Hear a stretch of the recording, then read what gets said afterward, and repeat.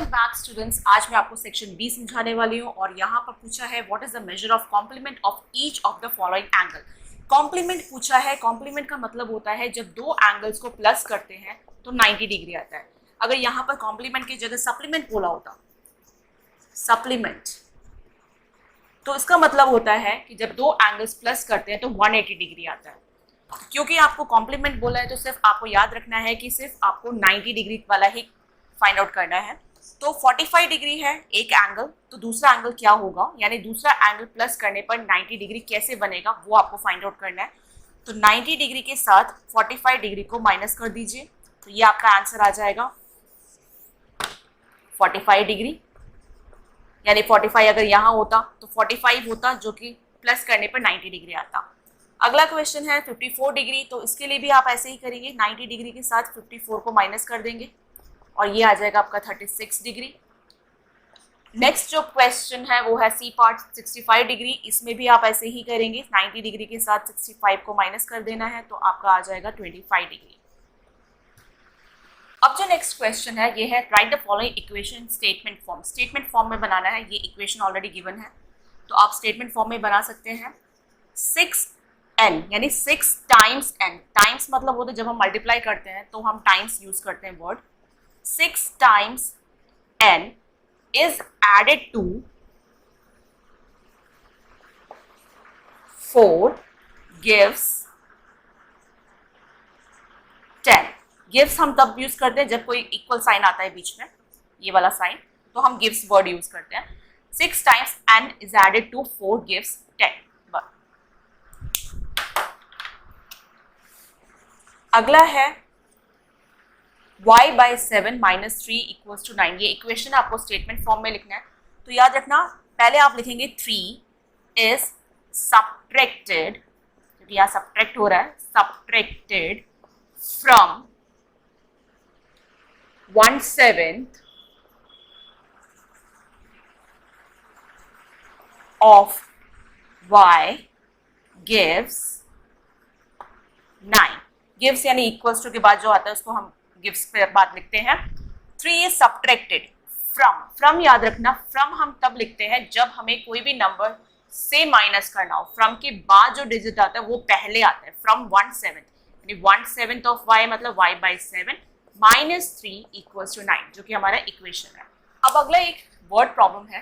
Raju has solve 2/4 of a part of an exercise, 2/4, while Sameer solve half part of it, who has solved more। तो आपको compare करना है कि किसने सबसे ज्यादा क्वेश्चंस और एक्सरसाइज सॉल्व किए। तो राजू हैज, आप इसको स्टेप वाइज जरूर लिखिएगा, has solved 2/4 part and Sameer has solved half part. अब दोनों को कंपेयर करना है। कंपेयर करने का आसान तरीका है,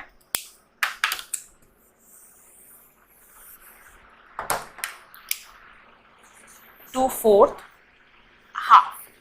अब दो तरीके होते हैं, या तो आप इसको क्रॉस मल्टीप्लिकेशन करके सॉल्व कर लाइक फ्रैक्शन में चेंज कर दीजिए, या फिर एक इजी तरीका है कि आप इसको ऊपर लेके जाइए और यहाँ 4 को राइट हैंड साइड में, तो ये हो जाएगा 2 times 2 और ये हो जाएगा 1 times 4।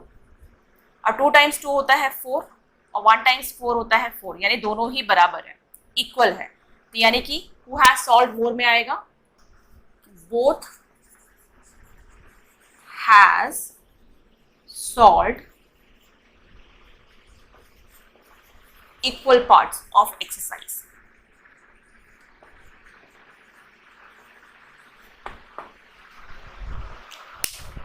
अब जो नेक्स्ट क्वेश्चन है, how many angles are formed when 2 lines intersect. 2 lines draw कर लेते हैं, जैसे ये 2 लाइन्स हैं। जब आप 2 लाइन्स इंटरसेक्ट होते हैं यानी टकराते हैं तो कितने एंगल्स बनते हैं। देखिए ये वाला एंगल, ये एंड ये दोनों वर्टिकली अपोजिट एंगल्स, ये भी वर्टिकली अपोजिट एंगल्स, यानी टोटल मिलाकर 4 angles are formed when 2 lines intersects। आप इसको नेमिंग भी कर सकते हैं चाहे तो, ये XY हो गया, PQ हो गया, एंगल 1, एंगल 2, एंगल 3, एंगल 4।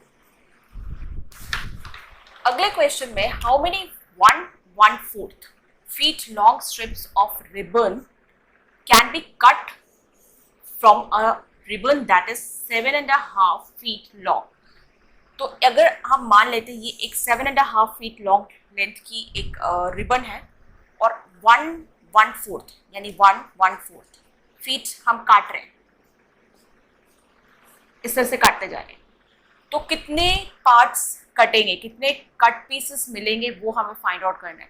तो अगर हम देखा जाए तो हम यहाँ से काट रहे हैं तो एक एक पार्ट सब्ट्रैक्ट कर रहे हैं, और हमें पता है रिपीटेड सब्ट्रैक्शन मतलब होता है डिवीजन।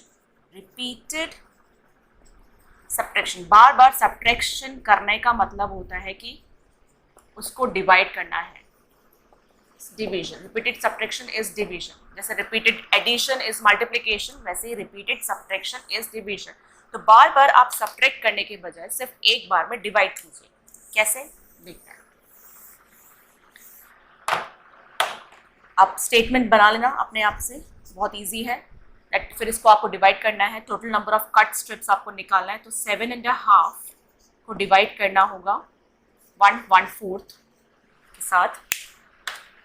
तो जब आप ये एक मिक्स फ्रैक्शन है, मिक्स फ्रैक्शन को इम्प्रॉपर में चेंज करना है, तो आप पहले 2 को 7 से मल्टीप्लाई करेंगे, जो आंसर आएगा उसका 1 से प्लस करना है, तो ये हो जाएगा आपका 15। 2 टाइम्स 4 7 14 प्लस 1 15/2।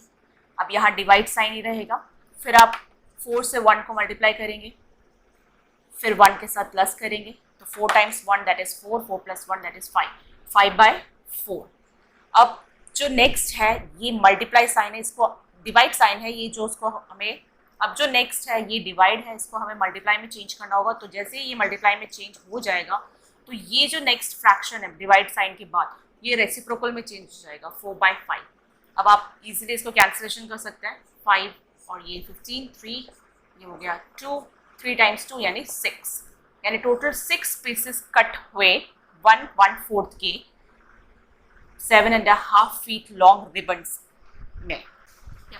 अब जो नेक्स्ट क्वेश्चन है इसमें if RO is perpendicular to RT, perpendicular to RT, अगर कोई भी लाइन परपेंडिकुलर होती है तो जो 2 एंगल्स बनते हैं वो 90 डिग्री होता है, ये आप हमेशा याद रखिए। यहाँ तक कि शॉर्ट फॉर्म में अगर हम परपेंडिकुलर का साइन लगाते हैं तो ऐसे लगाते हैं perpendicular. So RO is perpendicular to PT। आप यहाँ पे देखो RO ये है लाइन और PT नीचे ये जो लाइन दे रखी है PT, इसके ऊपर परपेंडिकुलर है। Find the measure of angles 1 and 2, 1 और 2 को निकाला है, 1 और 2 ये 2 एंगल्स है, इसके बारे में आपको पता करना है। तो अगर आप इस फिगर को अच्छे से देखेंगे तो ये इस तरह से है, तो यानी ये वाला फिगर जो है ये 90 डिग्री है और इसके अंदर 2 एंगल्स आ रहे हैं, एक है 52 और एक एंगल 1। तो अगर एंगल 1 प्लस 52 डिग्री मिलाते हैं तो 90 डिग्री बनता है। तो अगर हमें एंगल 1 निकालना है तो सिंपल है, 90 डिग्री में से 52 को माइनस कर देंगे, तो ये हो जाएगा आपका 38 डिग्री। उसी तरह से एंगल 1 आपका निकल चुका है 38 डिग्री। उसी तरह से अगर आप सेकेंड वाले फिगर में देखोगे, यानी ये वाला जो हाफ है ROT, तो यहाँ पर भी ये 90 डिग्री है और यहाँ पर भी 2 एंगल्स बना है, ये 67 डिग्री और यहाँ 2 डिग्री, यानी angle 2 plus 67 degree is equal to 90 degree. तो एंगल 2 निकालने के लिए आपको 90 में से 67 को माइनस करना पड़ेगा, इस तरह से आपका 23 डिग्री निकल गया एंगल 2। अब जो अगला क्वेश्चन है इसमें एक इक्वेशन दे रखी है 2x - 1/3 और इक्वल्स टू x + 2/2। तो इसमें x की वैल्यू निकालनी है, तो पहले हमें पूरा लिख देते हैं वापस 2/2। अब यहाँ पर हम क्रॉस मल्टीप्लिकेशन करेंगे, तो 2 जो होगा वो इधर चला जाएगा, मल्टीप्लाई हो जाएगा और 3 इस न्यूमरेटर के साथ। यहाँ पर अब ये डिस्ट्रीब्यूटिव लॉ यूज होगा, 2 जो है वो दोनों से ही मल्टीप्लाई हो जाएगा, तो 2 × 2 दैट इज 4x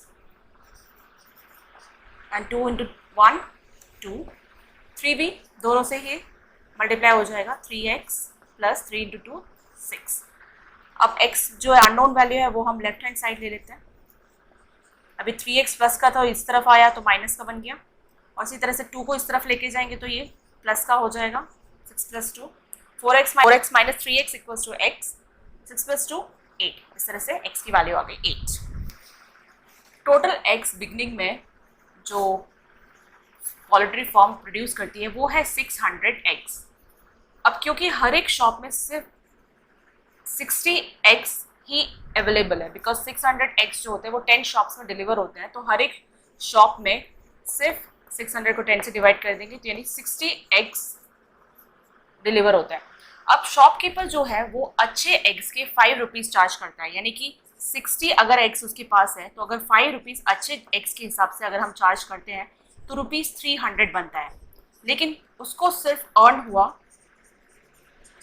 ₹276। 300 के बजाय उसको सिर्फ 276 अर्न हुआ, यानी कुछ लॉस हुआ है। तो वो हम फाइंड आउट करें कितना लॉस हुआ है। उसको लॉस हुआ है 300 माइनस ₹276, यानी कितने रुपीज़ का लॉस हुआ? 24 रुपीज़ का। अगर 24 रुपीज़ का लॉस हुआ है और हर एक रॉटन एग के लिए वो सिर्फ ₹2 चार्ज करता है, तो 24 के हिसाब से 24 को आप नंबर ऑफ कितने एक्स रॉटन निकले वो आपको निकालना है। तो रॉटन एक्स, नंबर ऑफ रॉटन एक्स आप ऐसे निकाल सकते हैं कि नंबर ऑफ रॉटन